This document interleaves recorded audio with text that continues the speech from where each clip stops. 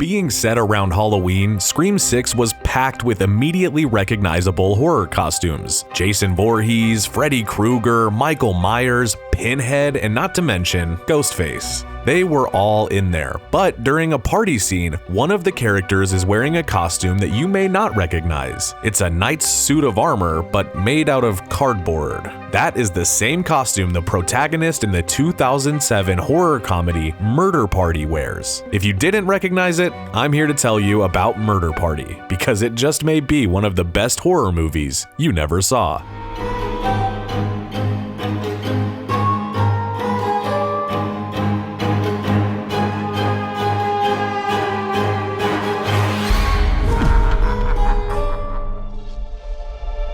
Murder Party was the feature directorial debut of Jeremy Saulnier, who has gone on to direct films like the revenge thriller Blue Ruin, the neo-Nazi horror film Green Room, and the mystery thriller Hold the Dark. As well, he's also directed episodes of True Detective Season 3. Saulnier also wrote the screenplay for this film, but chances are most of the names on the cast list won't be familiar for you. That's because many of the stars in this movie are friends that Saulnier had been making shot-on-video movies with since the 6th grade. A lot of them have the same name as the characters they play, because these roles were written specifically for them. Chris Sharp stars as Christopher S. Hawley, a lonely, anxious fellow who makes a living by ruining people's days with parking tickets. He's planning to spend Halloween night by himself, at home, watching horror movies and munching down on candy corn. But on his way back from the video store, he finds a party invitation on the sidewalk, an open invitation to come to something called the Murder Party. But the thing is, you have to come alone. At first, Christopher sticks with his own plans, but this guy doesn't even get respect from his cat, Sir Lancelot, who won't give up the recliner in the living room. So with no place to sit, Christopher decides to just go to the murder party. So he creates a costume for himself, a suit of armor made out of cardboard. He also whips up a batch of pumpkin bread, then heads out to find the party's venue. The party is being held inside an isolated warehouse in a sketchy neighborhood.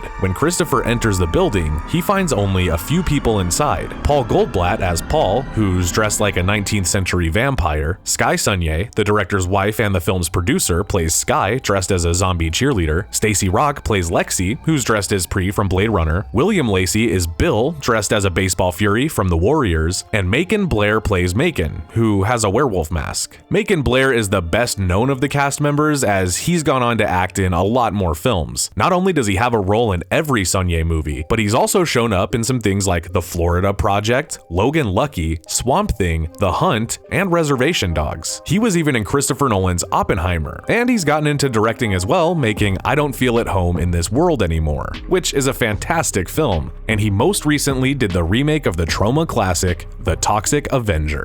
As soon as these people spot Christopher, it's clear he made a mistake by coming here. They capture him, tie him to a chair, and reveal that this is called a murder party because they're going to murder him. They're only a guest who was invited at random and will now be murdered. It was pure chance, Christopher's bad luck, that he was the one who found the invitation. This group has decided to carry out a murder at the suggestion of a guy called Alexander, played by Sandy Barnett, who shows up with his drug dealer, Bill Tangradi as Zyko, and his dog, Hellhammer. So Paul, Skye, Lexi, Bill, and Macon are all struggling artists, and they'll do anything to please Alexander because he has grant money in excess of $300,000, which he'll hand out to the artist who impresses him the most. Alexander decides that they should commit the murder at midnight, so they have some time to wait, and they pass the time by eating pizza, doing some drugs, dancing, having sex, critiquing each other's art, and playing extreme truth or dare,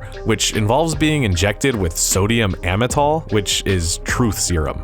As you may have guessed, things start to go off track pretty quickly, beginning when Skye takes a taste of Christopher's pumpkin bread, not realizing it has non-organic raisins in it, and she's allergic to preservatives, and they make her dizzy, so she falls over in the exact wrong spot, hitting her head on some junk and receiving a fatal head wound. She's just the first person to die. By the end of the night, members of this twisted art collective will have revealed some shocking secrets to each other, and a lot more people will be dead. Murder Party comes to us from a filmmaking group called The Lab of Madness, House, which Saulnier and his friends formed in 1986 when they made their first shot-on-video movie. From 6th grade through high school, the Lab of Madness was making movies together all the time. Some of them were even school assignments where they turned in videos instead of written work. After film school, they started focusing on making a feature together. They began pitching a movie called Mustache in the year 2000. They tried their best to go through the proper channels to get funding and a green light, and they made a well-received short called Crab Walk in 2004, but still couldn't get the money to film Mustache. So, in August of 2005, they decided to just scrape together whatever money they could find and make their own movie. And when Halloween rolled around, Saulnier shot the footage that's used for the Murder Party title sequence. The script hadn't even been written at that point, but Saulnier worked on it over the next couple of months. Now, the story was inspired by the experience of living in an artist enclave in Brooklyn, dealing with pretentious people, witnessing what it's like to be in the snooty art scene. This is how Saulnier came up with the idea for a character like Alexander, and the artists who desperately want his approval. Other inspirations include the John Hughes film The Breakfast Club and Alfred Hitchcock's Rope,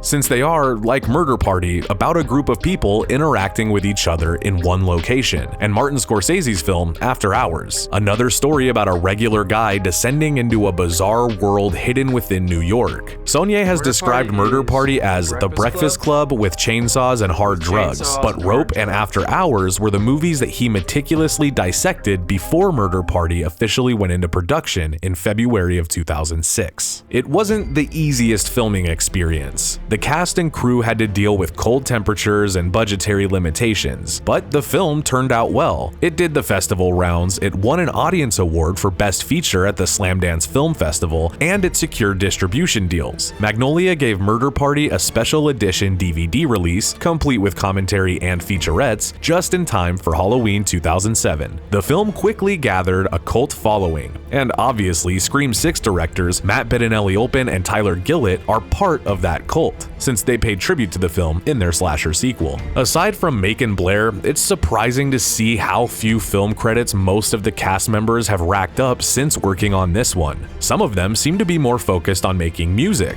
while Paul Goldblatt's further credits came as a makeup effects artist. Whether or not they were interested in acting careers, they all turned in awesome performances in this film. Like The Breakfast Club, Murder Party is carried on the strength of its dialogue and character interactions. Most of the bloody action is packed into the last 20 minutes, so if Saulnier hadn't done such a great job writing the dialogue, and the actors hadn't delivered it perfectly, the movie would not have worked. Watching people talk for extended periods of time can be dull, but in this film, the character interactions are fascinating and very amusing. It makes the ride to the bloodshed totally worth taking. Along the way, the pretentious art scene gets a well-deserved skewering. Through the nonsense that Alexander spews, the way the grant-seeking artists bow down to him, and the way they talk about their art, and the way they talk about other people's art. The absurdity of their behavior is enhanced by the fact that they're all either drinking to excess or consuming a cocktail of drugs. There are also some funny moments dealing with the unrequited crush Macon has on Lexi, and his intense attempt to avenge Sky's accidental death by dousing Christopher in acid, an act that he immediately regrets and then tries to apologize for. Thankfully, it's not the corrosive acid that he thought it was.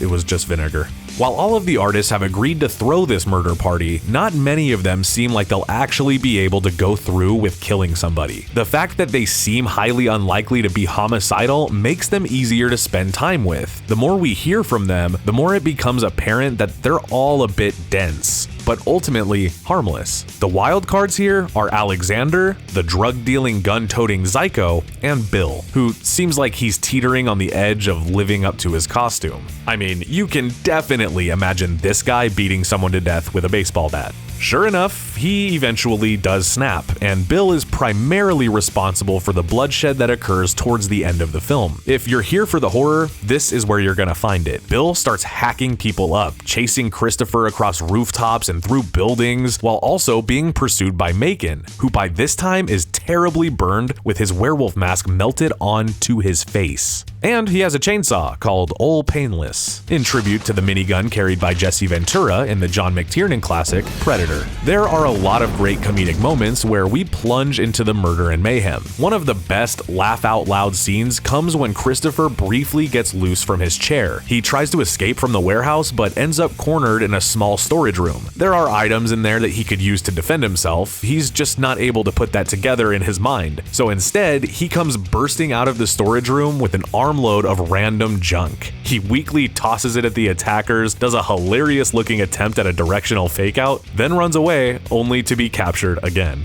It is very funny. Murder Party is just a lot of fun to watch. It moves along at a good pace and provides 79 minutes of good dialogue and fun scenarios. And it's all capped off in a glorious bloodbath. It's a movie that deserves to be included in your annual Halloween marathons, so if you haven't seen it yet, it's highly recommended that you seek it out. It is available for rent or purchase on Prime Video, or you can still find copies of it on the old DVD. Just make sure you're getting the Murder Party that was released in 2007. Another movie ended up using this title in 2022. And if you're still not into it yet, maybe this description given by the cast and crew in a featurette will seal the deal. Murder Party is a whiz-bang, jaw-dropping shock fest with burned faces, naked breasts, big laughs, lots of swearing, killing, blood, guts, mayhem, cats and dogs, chainsaws, heterosexual sex, homosexual sex, pizza, cake. Just a little bit of character development. It's all there. Thank you for watching our show. If you like what you see, please subscribe to our JoBlo Horror Originals channel. Tell your friends who like this sort of content, and turn on the bell to receive notifications for all of our latest videos. We are an independent company, and we appreciate all of your support.